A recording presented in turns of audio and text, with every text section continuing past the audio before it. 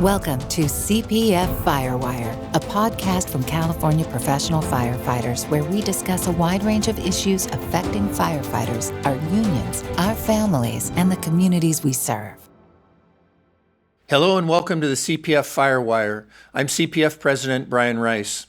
As firefighters, we live with the reality that our next shift could be our last. And when a firefighter dies in the line of duty, the loss falls heavily on the firefighter's department and the local union. For these entities, a line of duty death means a lot of additional responsibilities, supporting the family, supporting the members, arranging for an appropriate remembrance for the fallen brother or sister. These responsibilities can be overwhelming for any fire department. Helping fire agencies in this time of trial is what the California Last Alarm Service Team is all about. A service of the California Fire Foundation, CalLast offers a team of skilled individuals who can help with every aspect of a line of duty death, from planning a memorial to grief counseling. Joining me today are two members of the Foundation's CalLast team. Thomas J. is a Southern California Incident Commander for CalLast. TJ is a retired Battalion Chief with the City of Riverside Fire Department, and he's been a part of the CPF Honor Guard for more than 2 decades and is one of the founding members of the CalLast team. TJ, welcome to the Firewire. Thanks for having me. And then our next guest is Tracey Hansen. Tracey is a retired fire chief of the Cosumnes Fire District in southern Sacramento County. Tracey and I also served as executive board members of Local 522 here in Sacramento. She's currently a member of the California Pipes and Drums and has recently joined the CalLast team. And Tracey, thank you for joining us today. Thank you for having me. I'm just honored to have you both here. This is such a needed service that we've seen across the state, and really all of our first experience with this was through the Granite Mountain 19 and the members that were killed in Arizona and then came home to California. And I always like our guests to start with a little bit about themselves and their journey into the fire service. And TJ, tell us a little bit about how you became involved in the fire service and what motivated you, and particularly what motivated you to generously give of your time, not only for Honor Guard, but CalLast, and just all the things that you've done to support members over the years. I appreciate that. Yeah, I started off, I was in the military for a while in the United States Air Force and ended up out there at March Air Force Base in Southern California. And I had no idea really anything about the fire service. I was working out at a gym when I came across a fire chief from the city of Riverside, and he'd asked me if I was interested in a career in the fire service, and that was that. 33 years later, retirement. I'm a very, very happy individual. I'm glad I did it. The fire service has done so many things for my family and a lot of families in general. And so being involved with the Honor Guard and the fire service is just kind of a way to give back, so to speak. So I ended up being in the Honor Guard in 1997. I started in the Riverside City Honor Guard and became the commander there. We had our first line of duty death in 2005 with Ed Turan. We put a service then, and then we came up here to put his name on the wall the next year. And then I got involved with the Honor Guard here and was just hooked ever since. And so I became the Honor Guard commander a year or two later for the memorial, and it just took off from there. Eventually, when the Arizona 19 happened, right before that, we decided we were going to go with a CalLast team. It's a national thing. There's several states that do have a national last team, but we wanted our own team here in California, as you know. And so several of us on the committee that were actually doing the memorial here in California decided that we wanted to help with that, and we've been doing it for 11 years now, so it's been fantastic. Well, you've done a great job. It makes me think of a couple little stories of when I made CPF president. You were one of the first phone calls that I made, which was, I hope you're planning to stay with the Honor Guard and do that, and you assured me it was there. But I'll never forget, prior to memorial, standing upstairs, and you asked, we would like to do bugle taps. And it was a really hurried situation. And I just looked at you because there's a part of me going, are you out of your mind? We're like days ahead of this thing and you're asking me this question. But I remember I looked at you and just went, can you do this? Will it fit? And will it be seamless? And I'll never forget, you looked at me and said, it will be. And I said, do it.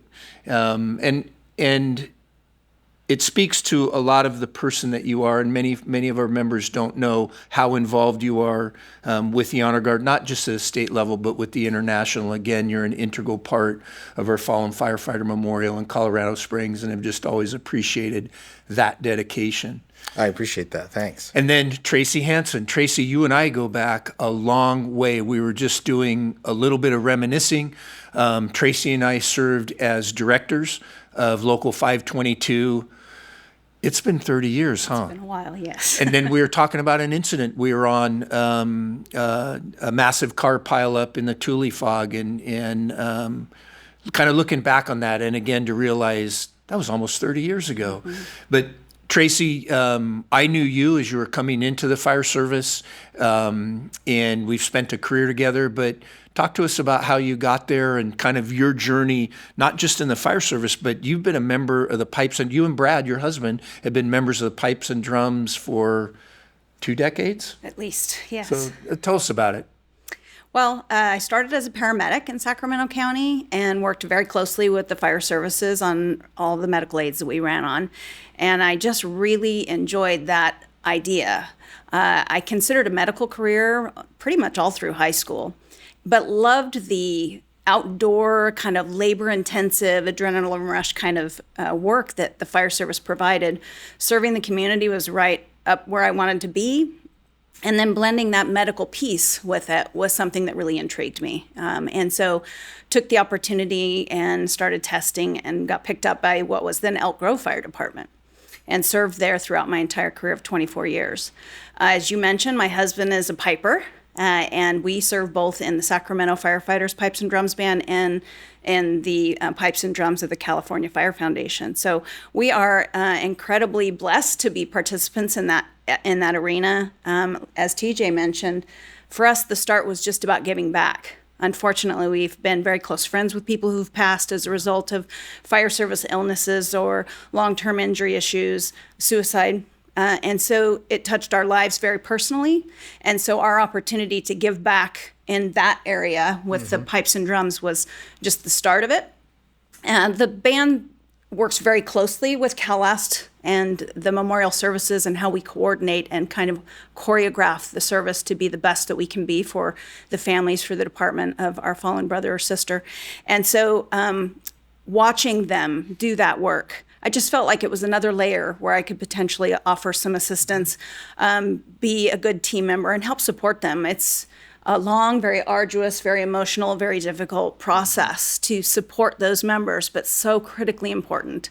And I just thought it was a great opportunity for me, especially now that I'm retired and have a little more time in my world, to do a little bit more giving back. It's just so important. And Tracey, I think back on it, it's like, wow, we've sat across the bargaining table very successfully.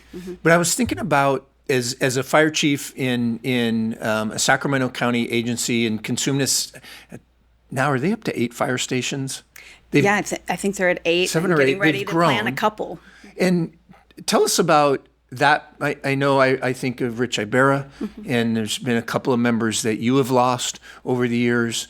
And how is it that the CalAst team can integrate into and help kind of some of the smaller agencies that might find, that command structure to run an incident like this? Because that is, when we have a line of duty death, we all look at it that way. Give us some insight from a fire chief's perspective on the things that you did know would be there, but some of the ones that you didn't and really would help you through. You kind of have that unique perspective for us, and I'd like to hear a little about it.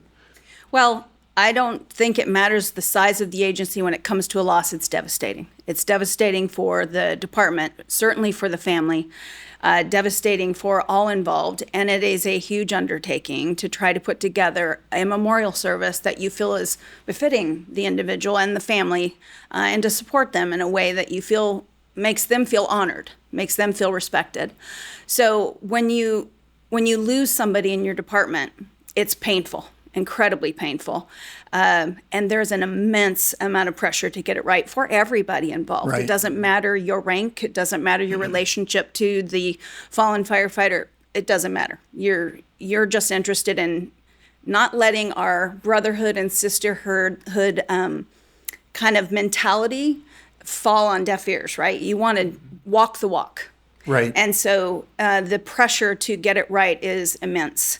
And when you're in a smaller agency, the staff level, the count of people who are there to be able to support that effort can be very, very difficult.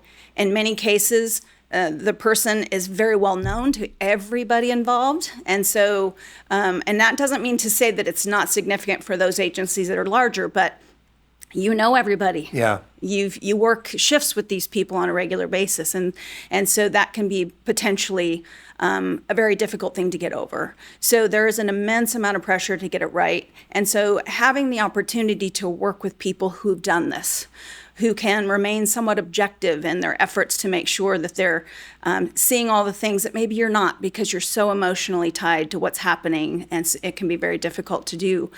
So with CalLast, the benefit is bringing in a team that can help support you. Not here to take over, Right. not here to demand you do things a certain way, just there to say, hey, what can we do to help? How can we ease this burden a little bit? How can we honor your fallen in a way that makes all kinds of sense for you and for that family? And just be a support. TJ, talk to me a little bit about the core mission of the CalLast team. Well, I think the core mission is just for us to be able to assist the department with whatever their needs are for a line of duty death. And just like Tracey was mentioning, it could be anything from you just need some advice over the telephone about how to make the service work. We do have a website that's available for you to click on and see what a service is made up of and how that's going to affect you and your department. If you just need advice, we can do that over the phone. If you need me to come down and speak to you one-on-one, to the chief and to the union about what's involved with CalLast and how that works, and hey, we're going to put on a service, we don't really need anybody, but we just want to make sure we're going down the right road, we can do that. Or if you want us to bring the full team in because you don't have anyone, like Tracey had mentioned earlier, some of the departments are small, and so they don't even have an honor guard. They don't have the numbers to put those on, or they have no idea of how to even do it. And so we can do the full boat if you want that, or if you just want some individual over-the-phone conversation, we can do that with you also. So we range anywhere from sending an incident commander, honor guard services, chaplain services. We also do PSOB services for you. There's educational services that are available for the foundation, forms that need to be filled out. There's all kinds of things that I don't think most departments think about until they have that line of duty death. But we're there for you for those reasons, and it's a great resource to have. And how many? I'm going to actually go to two different places here because I've watched it with us in 522 and working with some of the line of duty deaths we've had over the years.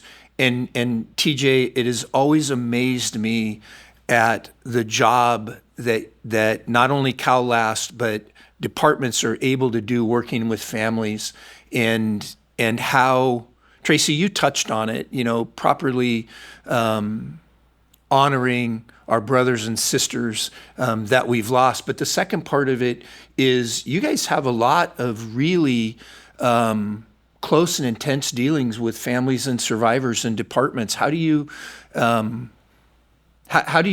do to stay objective in that, to provide the best advice that you can and not, because I know most of us would become somewhat emotionally involved or attached. But how do you find that working through and working with the family and getting them the honor that you know that they deserve? How is that? It's just what we do. It's what the fire service is exceptionally good at. And unfortunately, we have far too much practice in it. It can be difficult emotionally to separate that. And so the team assigns folks based on their ability to maintain that objectivity and provide that service, but also be caring, be sympathetic, empathetic with family members. You don't want somebody who's going to go in there cold, right? That's not the time. And to respect that it's going to be difficult. You don't come into this team. I've watched both of you deploy some diplomacy on how to get a department and a family through a situation, and not everybody can do that. And I've seen both of you do that at a level that most people can't? I think we have an advantage, in regards to that. We're already working in the fire service on the front lines, for a long period of time, and we see a lot of stuff that most people don't see in their lifetime and shouldn't. Right. But we manage our emotions then, right? And so I think once you're on the team, you become one of those members and you go there. This is the worst thing that's ever happened to that department and those individuals, right? And so they need you. They need someone there to comfort them, to take the reins and say, hey, we're going to help you through this. And then we put our emotions off to the side. It doesn't mean that we don't care. It doesn't mean that we're not grieving at the same time. And if we do, we'll do that in a room off to the side. We've done that before. And we have done that several times before. But I think really they're counting on us to be there for them, to be strong for them. And I think most of the team members that are interested in becoming a CalLast member, that's how they feel. They feel like they want to give that back to someone else. And in order to do that, I think you just have to kind of put your personal feelings aside. It's about the families. It's about the department. It's about that union.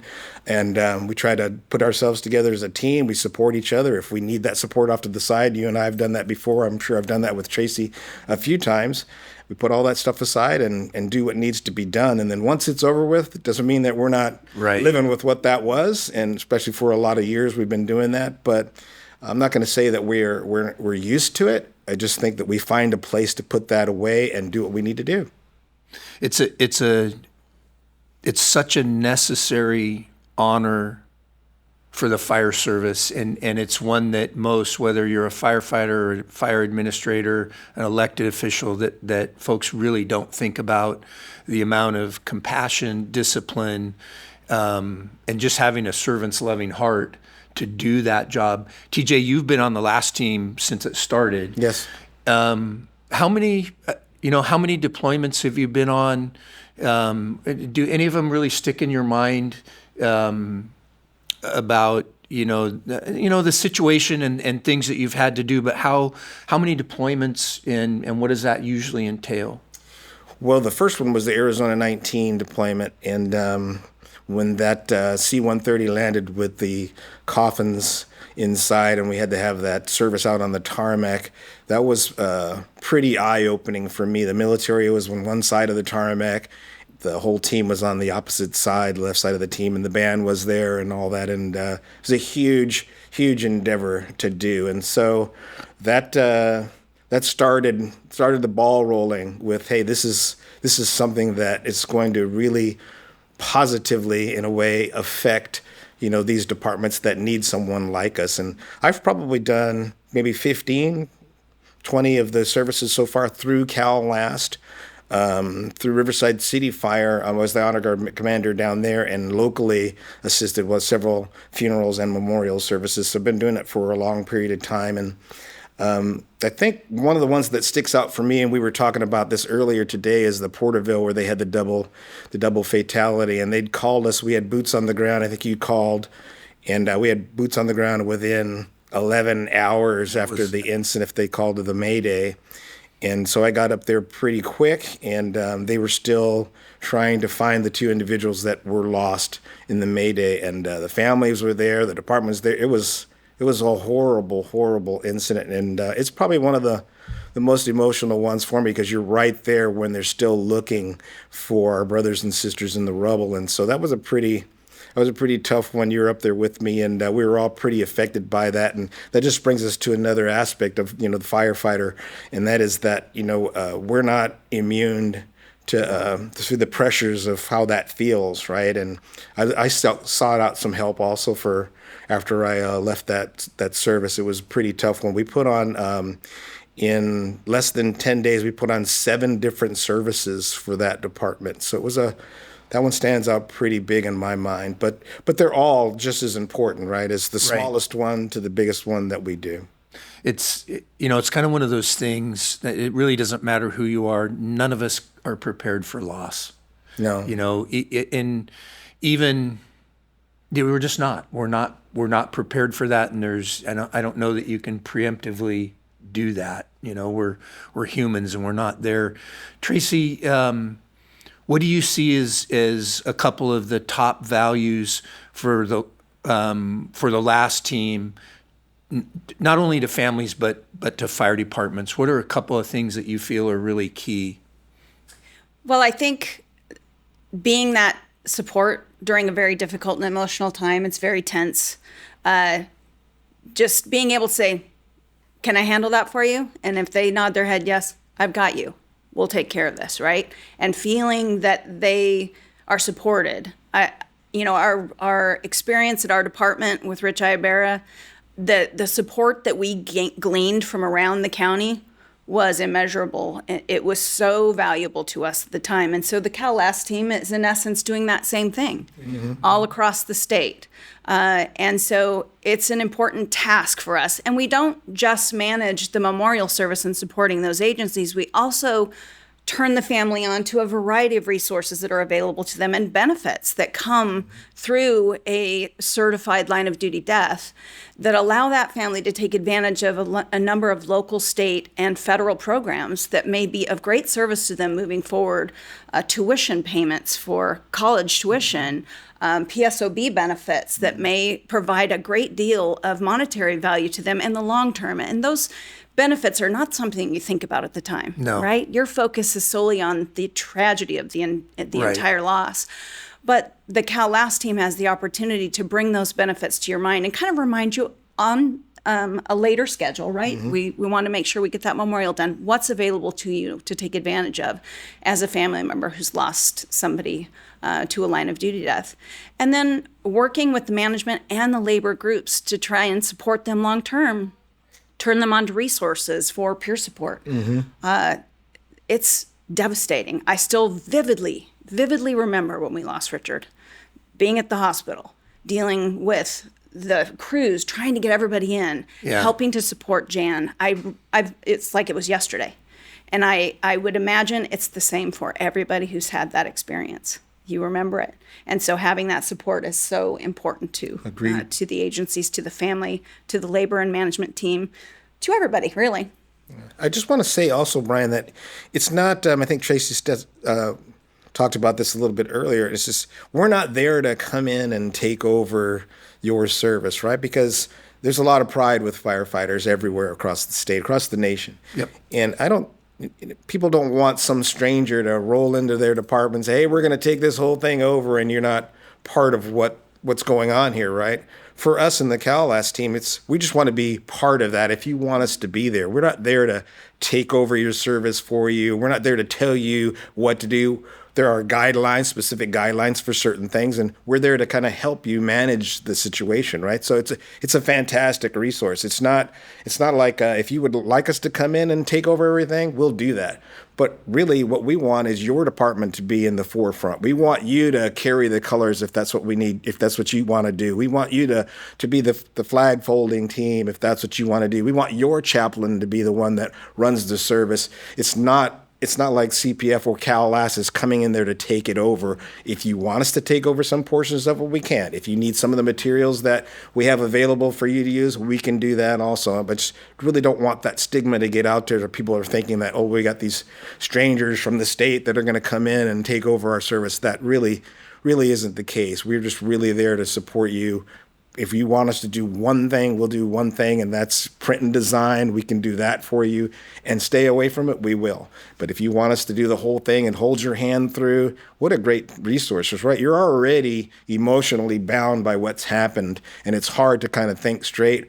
We can come in there and help you with that. It's interesting, TJ, and I got to witness this with you and Jair Juarez on the line of duty deaths in Porterville. And I'll never forget, Jair said they're overwhelmed in recovery and doing the things that they need to do, and they said, handle it for us. And I watched you guys and this team step into that breach, and how you guys conducted yourselves, with the fire department administration, the city administration, and then the fire department members. It was just, I don't really have the right words to describe it, and saying it was a very beautiful act. What has it meant to you as a firefighter to participate not only in CalLAS, but the Honor Guard and Tracey Pipes and Drum and CalLAS?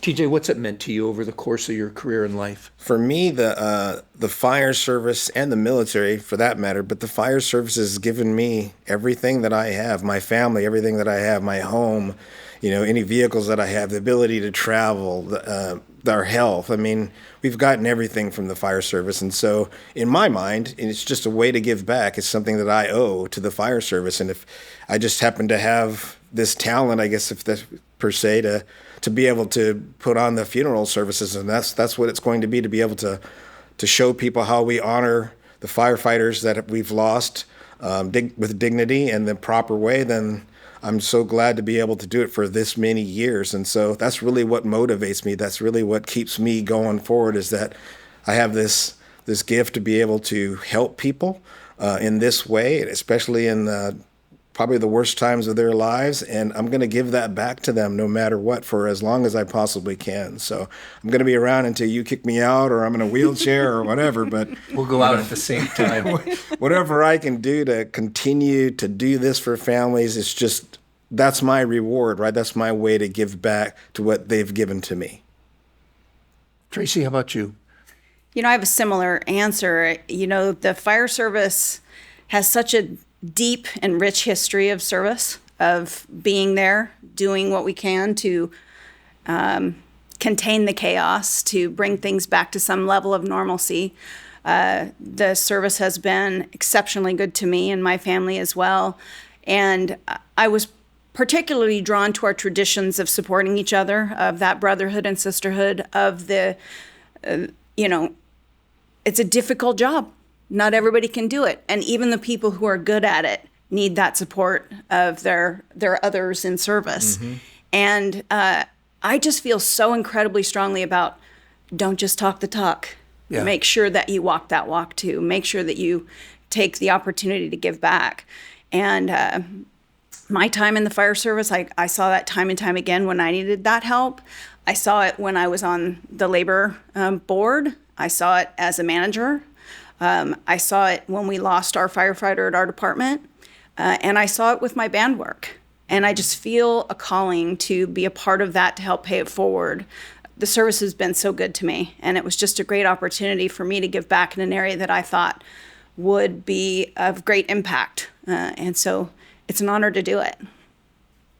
How would a department or a local union go about requesting a CalLAS activation? What's the pathway to do that? Well, once they've determined that it's a line of duty death, then they would contact the foundation here, Jocelyn Beeler, the foundation, or Rick Martinez, that they've had a line of duty death and they're requesting help from the last team. One of the things that will happen is that they'll receive some paperwork, and then they'll also have to get on the website so they can see exactly what it is that the last team offers, right? So you're calling out for help, but maybe not sure what is available to you. So you can get on the California Fire Foundation website under Last Team, and there's a whole reference of information down there for you to be able to look at to see what's available. And then once you determine from your department what it is that you would like to do, or if you have questions, you can speak to Jocelyn in the office directly. She'll probably refer you to myself so that you can get more information on the service itself, on the Honor Guard and the band and what that all entails. Normally, we will talk with the fire chief and the union president from that department, so we're hoping that both entities will work together to help put on a respectful line of duty death. And then the ball gets rolling. They'll send us out to you. It doesn't cost you any money, doesn't cost you a cent. We'll come down and sit down with you. We'll talk over the phone, video, whatever it is that you need to kind of get things started. And then there we go. If you want us to stay, I'll come out and stay. I've been known to stay for 11 days in Porterville, stay overnight in your town for 3 or 4 days before the service to make sure we're getting everything done. It's not very, very difficult. All you got to do is pick up the phone, make a phone call, and we'll take it from there. The work that it takes to be an Honor Guard member, a Pipes and Drum member, or a Last Team member, the time that you give for that, it's a gift. I believe it's a God-given gift, and not everybody has it, and not everybody can do it. You two do have it, and you work with teams of people that have it. And I can never say enough about the dedication and the devotion to duty, all those things that we see at the drill tower. If you look at the band members, you look at the Cal Last Team members, and you look at Honor Guard members, whatever your department has up on that wall, honor, courage, devotion to duty, these members have all of those things, and they put them to work on behalf of the California Fire Service. I hate to say this, but probably daily through the course of a year. Could be little and just answering a question, or it could be working a department or a union through the loss. All that to say, we couldn't do what we do without members that are willing to give a little bit more. This isn't about getting paid. You guys don't get paid. No. And quite frankly, there's not enough money out there to pay you for what you do. You do it from your heart. And I, for one, not only as a past local president, a firefighter, but then the state president, I cannot thank you guys enough. And the members that you work with, I am so impressed with how this has evolved from where we were 20 or 30 years ago. Tracey, we saw it here in Sacramento. TJ, you were on the cutting edge of really building honor guards in the state of California, and where we've gotten to in the last 20 years and how we're able to respect our members and their families. It's because of people like you. And one last thing, recruiting for the last team. If anybody has an interest in being a last team member, I would say we call the Fire Foundation, and then that process can kind of go from there. Also on the website, there's a place for it. If you go to the Cal Last Team and they're interested in membership, they can get on there, and there's a form to fill out, and we'll get in touch with you. Great. I'm going to give each of you a little minute to close. Any last thoughts you want to leave us with, TJ?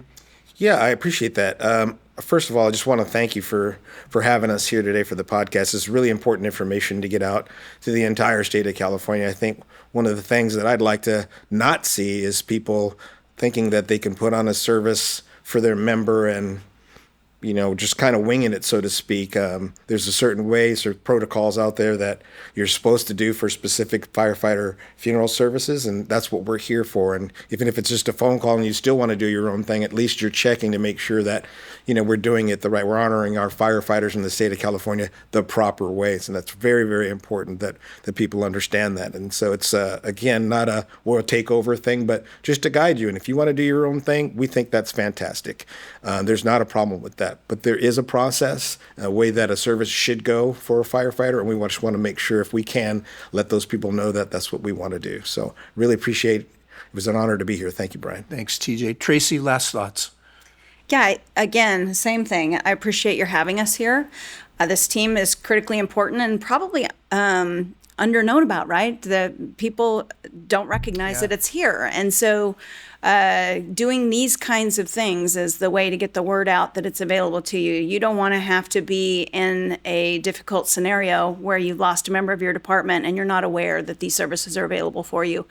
You're just not thinking clearly then. You don't want to have that. So getting this word out now is fabulous. It's important information for folks to just make a note about in case, God forbid, this happens within their organization or surrounding area. And don't overthink it. There's a formal process to notice, but don't overthink it. Have your fire chief call the foundation. Have your local president call the foundation. Reach out to a band member. Reach out to TJ. We'll move you in the formal direction. Don't feel like you have, there's enough stress already. Don't overthink it. Let us help you. That's a great piece of advice, because what it allows you to do is focus on your department members and the family of the loved one that is lost. That's just a really good, small piece of advice. Tracey, Thomas J., I want to thank you both for joining me today. Your service to the profession and the men and women of the California Fire Service is just so deeply appreciated. And if you're a department or a local union that needs help dealing with the line of duty death, please reach out. You can find more information and resources about CalLast through the California Fire Foundation at cafirefoundation.org. This is CPF President Brian Rice, and I want to thank you for tuning in to the CPF Firewire. You can find CPF Firewire at Apple Podcasts, Spotify, Podbean, or wherever you find podcasts. Be sure to subscribe so you'll never miss an episode. You can also find CPF Firewire at the CPF website, www.cpf.org, and on the CPF YouTube page. We're always interested in getting your feedback, comments, and criticism. Tell us what you'd like to hear about. Drop us a line, info@cpf.org. CPF Firewire is a production of California Professional Firefighters. Our producer is Carol Wills. Our engineer is Matt McDermott. Please join us next month for another edition of CPF Firewire.